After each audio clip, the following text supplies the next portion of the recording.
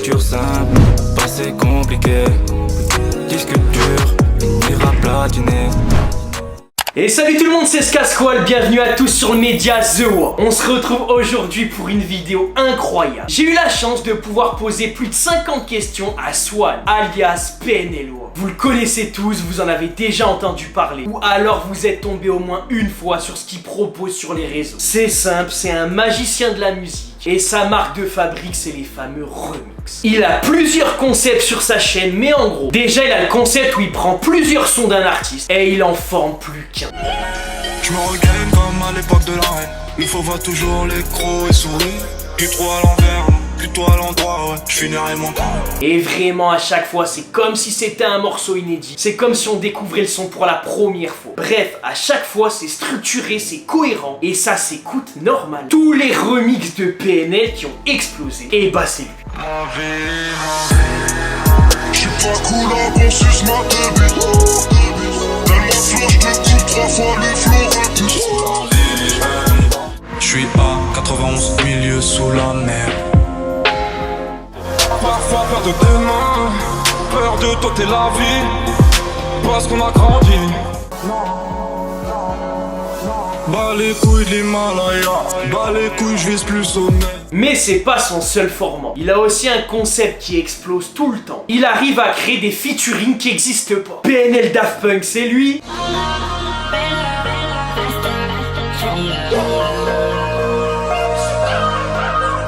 Ziad, Frisk Orleans, Gazo, c'est lui.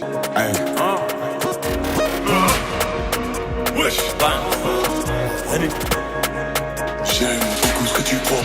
J'suis dans le lin, j'vois flou. Nekfeu, Vald, Orelsan, Alpha One, tous réunis, c'est lui aussi. Hey, lève ton verre. Eh oui. Vu qu'on m'a dit mort à l'autre, c'est la paix que j'ai bâti moralement, mes classes. En fait, le truc, c'est que c'est tellement bien fait, on dirait que c'est un vrai son qui est sorti. Et justement, vous allez voir dans l'interview qu'il m'a tout expliqué de A à Z. Puis sur sa chaîne, il y a encore plein de trucs. Il arrive à prendre des sons en mauvaise qualité et les mettre en bonne qualité. Petit pélican ne sait pas voler. Regarde les émeutes à travers ses volets. Maintenant, il va même diffuser des clips, des sons d'artistes dont il a aidé. Et normal qu'on finisse par serrer, toujours les mêmes problèmes à gérer. On aurait dû écouter nos darons. Bref, il a vraiment plein de concepts. Mais aujourd'hui, après des centaines de créations, 40 millions de vues et des centaines de milliers d'abonnés, j'ai réussi à le convaincre d'en dire un peu plus sur lui. Parce que vous allez voir que derrière son personnage, il se cache plein d'histoires, plein d'anecdotes, plein de talents et plein d'exclus. Et surtout, vous allez comprendre qu'on va entendre parler de lui pendant très longtemps dans ce foutu rap game. On est en contact depuis des années sur les réseaux. Et depuis, en vrai de vrai, on est devenus les deux plus grosses chaînes YouTube sur l'univers PNL. Même s'il fait pas que ça. Et je sais que beaucoup de personnes attendaient et demandaient un fameux PNL World Skasqual. Et aujourd'hui, on y est. On a bien grandi, on a bien évolué. Moi, je commence à essayer de développer mon média vraiment en mode professionnel, de faire les choses beaucoup plus propres. Et lui, depuis, s'est renommé Swan, son vrai prénom, pour vraiment se créer une identité musicale qui lui appartient. Et grâce à ça, on se retrouve aujourd'hui avec cette fameuse vidéo, ce fameux entretien, où j'ai eu la chance qu'il réponde à vraiment toutes mes questions. Cette vidéo de base, on devait la faire face à face. Mais il a souhaité rester dans l'ombre encore un petit moment et garder son côté mystérieux. Donc il n'y a aucun souci, ça change en rien. Vous allez avoir toutes les infos, tout ce qu'il faut savoir. Il parle très rarement dans les médias. Mais pour moi, aujourd'hui, il a décidé de tout dire de A à Z. Sans aucun tabou, je lui ai posé 50 questions. Il a répondu à absolument tout. Dans la description, vous aurez un lien avec les réponses écrites exactes. Pour ceux qui aiment bien lire les interviews sous forme écrite. Mais moi, aujourd'hui, je vais vous présenter toutes ces réponses sous forme de vidéo. Je vais tout vous expliquer de manière structurée, de manière cohérente, par partie à chaque fois. Et je vais vous dire mot pour mot tout ce qu'il m'a répondu. J'espère que vous en apprendrez plus sur son personnage. Merci à lui pour la confiance. Je compte sur vous pour faire exploser la vidéo, pour la partager partout. Let's go!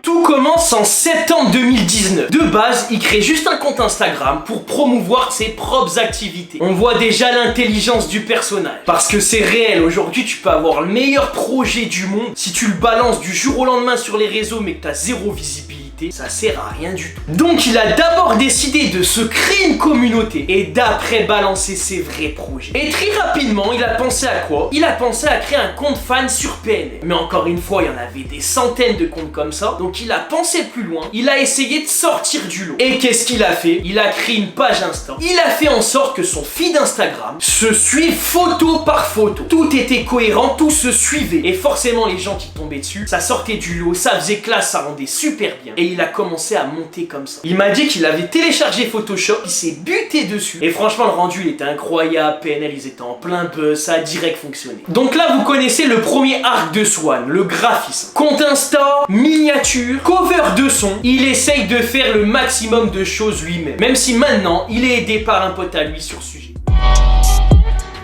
Puis ensuite, il a décidé de se lancer sur YouTube avec ses fameux remixes sur PNL pour commencer à monter. Et surtout pour commencer à montrer ce qu'il savait faire. Et à partir de là, comme je vous ai expliqué dans l'intro tous ces concepts, ça a commencé à marcher très très fort. D'ailleurs, dans l'interview, il m'a expliqué de A à Z, étape par étape, comment ça fonctionnait. Forcément, c'est la question qu'on lui demande le plus et sa manière de travailler, elle est vraiment intéressante.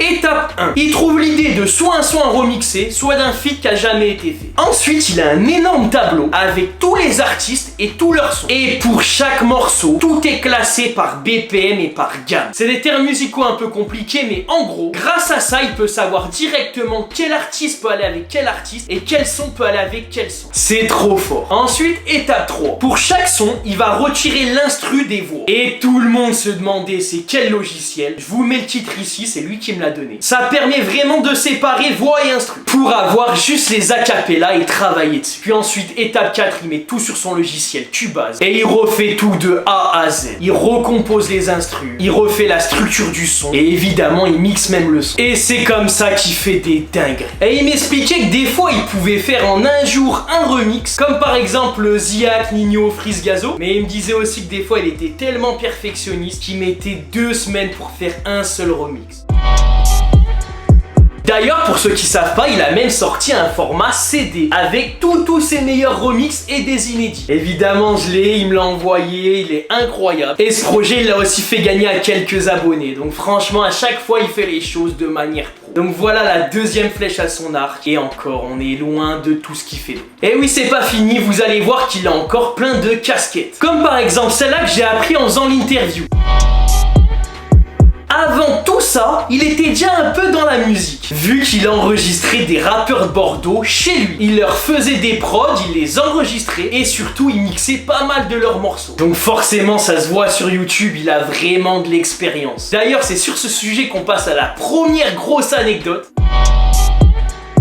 Est-ce que vous savez que Swan et PNL sont en contact? Forcément, tout le monde lui posait la question, mais faut pas être bête, c'est logique. T'as quelqu'un qui fait des créations musicales sur tes propres sons, c'est pro, ça fait des millions de vues et c'est super bien fait. Forcément, à un moment, il y allait avoir des retours. D'ailleurs, pour l'anecdote, Ademo et Swan sont déjà eu au téléphone. Donc forcément, là, on est dans la partie mix, ingé son, etc. On a 7 grosses exclus. Et aussi, je lui ai demandé par quel ingé son il était inspiré. C'était qui, quoi, ses références. Et forcément, il m'a parlé de la team OLB avec NKF. Et regardez ce qu'il m'a dit sur eux. NKF est le GOAT des ingé-sons en France. J'ai rencontré son disciple Chris Dopp au studio. J'admire vraiment leur travail. On pourrait croire que NKF a élaboré une sorte de recette secrète pour mixer les morceaux. Les gars d'OLB ont une touche très singulière. Donc voilà, le côté ingé-son, c'est encore une autre casquette de Swan. Et c'est pas fini. Parce qu'en plus de ça, Swan est beatmaker et il y a beaucoup de choses qui vont arriver.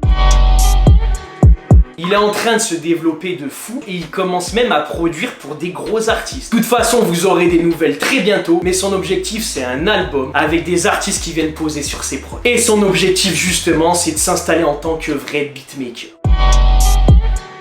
Et d'ailleurs, autre grosse anecdote, Mora du groupe MMZ l'a invité au studio. Et ils sont restés jusqu'à 6 h du matin pour taffer un son. Et vous voulez d'ailleurs une anecdote de fou? Vous savez, ils ont bossé sur quel instru? Sur la fameuse instru que NOS avait fait un snap dessus.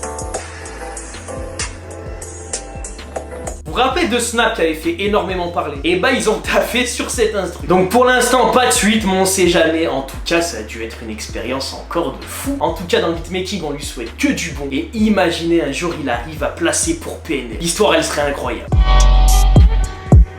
Ensuite, on passe dans le côté encore plus mystérieux de Swan. Il y en a très peu qui le savent, mais carrément il est artiste sous un autre nom. Et il fait des vrais sons. Vraiment, c'est une autre identité. Il vient de sortir un album de 15 sons. Et vraiment, c'est trop chaud, il y a un vrai délire. Je vous mets quelques extraits pour que vous voyez un peu ça ressemble à quoi. Et pour ça il me faudrait du prestige. J'entrerai dans la légende à 27 piges. Elle décroise les jambes, elle me donne ses directives. JPS, Chesterfield, j'grille les feux d'est en ouest en passant par Cincinnati.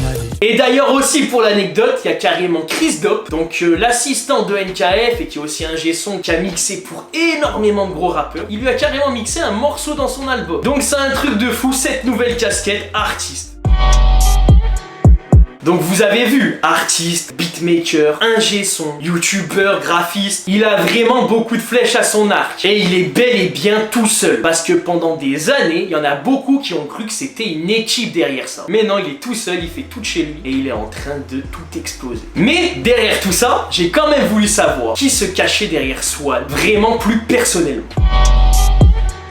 Il vient de Bordeaux, il a grandi dans le quartier de Codéran et il a aujourd'hui 23 ans. Il joue du piano depuis qu'il a l'âge de 6 ans grâce à son père. Donc déjà on commence à comprendre pourquoi la musique. Il a même fait des cours au conservatoire. Sinon en termes d'études rien de spécial, il a vraiment tout appris dans la musique tout seul. D'ailleurs avant qu'on passe à la grosse partie qui vous intéresse sur PNL, il faut savoir que Swan a une très grosse culture musicale. Et vous allez voir qu'elle est très large. Pour l'anecdote, les deux albums qui l'ont le plus marqué dans sa vie, c'est des albums de Stevie Wonder et David Bowie. Donc vous commencez à comprendre l'univers qu'il a. Même avant la culture urbaine, etc., il écoute énormément de Michael Jackson, de Pink Floyd, etc. Il kiffe vraiment plein de trucs. La pop, le R&B, le rap, même le rock de base. Vraiment très grosse culture musicale. C'est pour ça qu'il capte plein de trucs, plein de vibes. Mais sinon, en termes de rap, il a un top bien défini. PNL, Laylo, Damso, Vald et Alpha. Et je vous rappelle que l'interview écrite avec vraiment les questions détaillées, des questions que j'ai pas mis dans la vidéo, est disponible sur le lien que je mets en description.